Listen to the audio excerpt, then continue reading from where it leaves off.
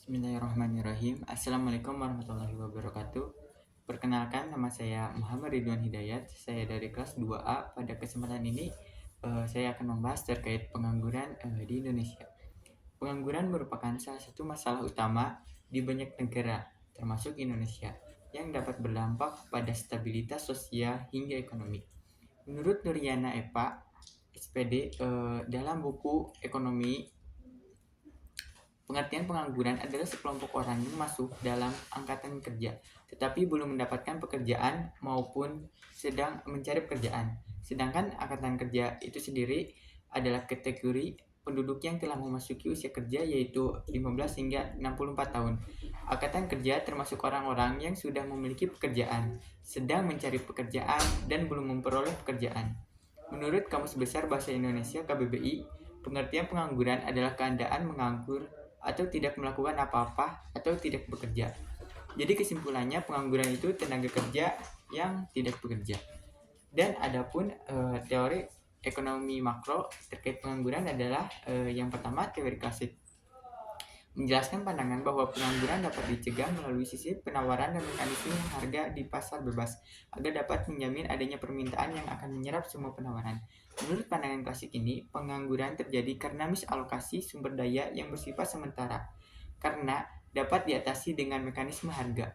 Jadi dalam teori klasik, apabila terjadi kelebihan penawaran tenaga kerja, maka upah akan turun, dan hal tersebut mengakibatkan produksi perusahaan menjadi turun, sehingga permintaan akan tenaga kerja terus meningkat karena perusahaan mampu melakukan perluasan produksi akibat keuntungannya yang diperoleh dari rendahnya biaya. Peningkatan tenaga kerja selanjutnya mampu menyerap kelebihan tenaga kerja yang di pasar apabila harga relatif stabil. Selanjutnya, teori Keynes. Untuk menanggapi masalah pengangguran, teori Keynes mengatakan hal yang berlawanan dengan teori klasik yang tadi. Menurut teori Keynes, masalah pengangguran terjadi akibat permintaan agregat yang rendah sehingga terhambatnya pertumbuhan ekonomi dapat bukan disebabkan oleh rendahnya produksi, akan tetapi rendahnya konsumsi.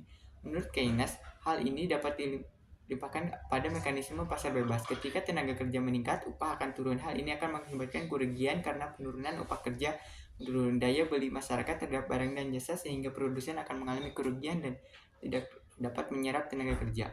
Keynes menganjurkan adanya campur tangan pemerintah dalam mempertahankan tingkat permintaan agar sektor pariwisata dapat menciptakan lapangan pekerjaan. Pemerintah hanya bertugas untuk menjaga tingkat permintaan agregat, sementara yang menyediakan lapangan kerja adalah sektor wisata, dengan tujuan untuk mempertahankan pendapatan masyarakat agar daya beli masyarakat dapat terjaga, sehingga tidak menambah resesi serta diharapkan mampu untuk mengatasi pengangguran akibat resesi. Penyebab tingginya angka pengangguran, yang pertama, tidak seimbangnya jumlah tenaga kerja dengan ketidaksediaan lapangan kerja. Yang pertama, penyebab pengangguran adalah ketidakseimbangan antara jumlah tenaga kerja dengan ketersediaan lapangan pekerjaan. Tingginya jumlah penduduk, tidak semua bisa diserap ke dalam lapangan pekerjaan yang telah tersedia. Hanya beberapa orang yang memiliki keterampilan dan kemampuan yang sesuai dengan bidang pekerjaan yang akan diserap. Bagi mereka yang tidak bisa bersaing, berdampak pada kecilnya kesempatan untuk mendapatkan pekerjaan. Tak lama sebelum video ini dibuat, juga saking terbatasnya lapangan kerja, ada warung seblak yang membuka lapangan kerja di mana para pelamar mengantri sampai ke jalan raya.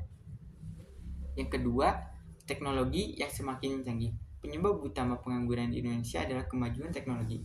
Meskipun teknologi mempermudah pekerjaan manusia, banyak perusahaan beralih ke teknologi canggih seperti robot, yang menyebabkan berkurangnya kebutuhan tenaga kerja. Pengangguran karena kemajuan teknologi bisa terjadi karena ketika komputer atau robot menggantikan pekerja, sebagai besar pekerja ini membutuhkan lebih banyak pelatihan sebelum mereka dapat menguasai pekerjaan baru di bidangnya. Tapi seiring berkembangnya teknologi, terciptanya robot yang dimana perusahaan beralih menggunakan robot. Restoran-restoran menggunakan robot untuk melayani konsumen, dimana biasanya yang melayani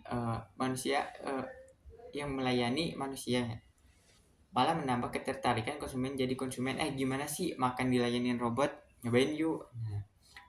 Bukan hanya di restoran atau tempat makan saja, tetapi ada beberapa tempat yang menggunakan robot seperti di pabrik. Yang ketiga, keterampilan yang kurang memadai. Bagi mereka yang tidak memiliki pengalaman dalam bekerja akan kesulitan ketika mencari pekerjaan. Penyedia pekerjaan terkadang mencantumkan syarat memiliki pengalaman bekerja sehingga bagi beberapa fresh graduate ini akan menyulitkan mereka mendapatkan pekerjaan. Bagi yang kurang terampil di bidang yang diinginkan akan menemui kesulitan dalam bersaing untuk mendapatkan pekerjaan yang sesuai dengan yang diharapkan. Yang keempat, kualifikasi pendidikan yang kurang sesuai. Penyebab lain munculnya pengangguran disebabkan oleh kualifikasi pendidikan seseorang yang tidak sesuai dengan permintaan pasar pekerjaan. Latar belakang pendidikan menjadi permasalahan banyaknya pengangguran. Pertama, rendahnya akses pendidikan yang menyebabkan masyarakat kurang kompeten di dunia kerja, padahal pendidikan berguna membentuk karakter serta kompetensi kerja. Yang kedua, ada lapangan pekerjaan yang mencantumkan segala macam jurusan masih terbatas, sehingga bagi mereka yang memiliki latar belakang pendidikan minoritas akan kesulitan mendapatkan pekerjaan. Namun sebenarnya tidak menutup kemungkinan mayoritas pendidikan yang satu jenis juga menyumbang pengangguran, karena ketatnya persaingan akan memperebutkan pekerjaan yang jumlahnya terbatas. Yang kelima, PHK massal.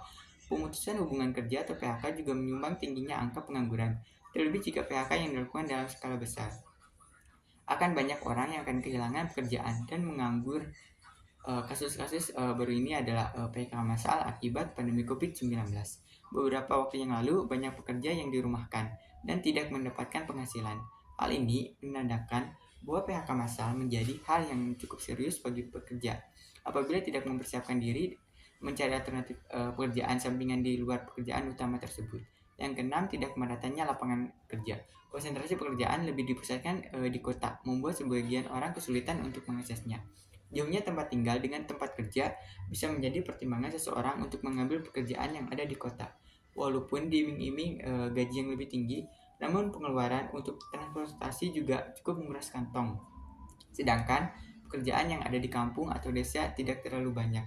Apabila lapangan pekerjaan lebih merata atau tidak hanya dipusatkan di kota, angka pengangguran yang ada di pedesaan akan lebih berkurang.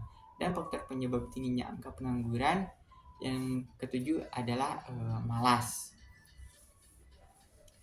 Adapun dampak pengangguran, yang pertama dampak pengangguran dampak sosial. Tidak bisa dipungkiri bahwa pengangguran bisa membawa permasalahan sosial masyarakat. Beban psikologis akan dirasakan oleh mereka yang tidak memiliki pekerjaan, mulai dari munculnya ketimpangan status sosial sampai dengan rendahnya kesejahteraan hidup. Rendahnya kesejahteraan menyebabkan munculnya permasalahan sosial yang memicu meningkatkan angka kriminalitas. Misalnya saja perampokan, pencurian, dan penjamretan yang dilakukan oleh beberapa orang yang disebabkan oleh sulitnya mencari pekerjaan. Yang pintas yang dipilih adalah melakukan tindakan-tindakan yang tidak dibenarkan oleh hukum. Hal ini jika tidak ditangani dengan serius akan merusak struktur kehidupan sosial di tengah masyarakat. Adapun dampak ekonomi, munculnya pengangguran dapat berdampak pada kehidupan ekonomi. Dampak diri tidak memiliki pekerjaan akan menurunkan tingkat kesejahteraan dalam hidupnya, bahkan bisa menurunkan standar kehidupan yang layak.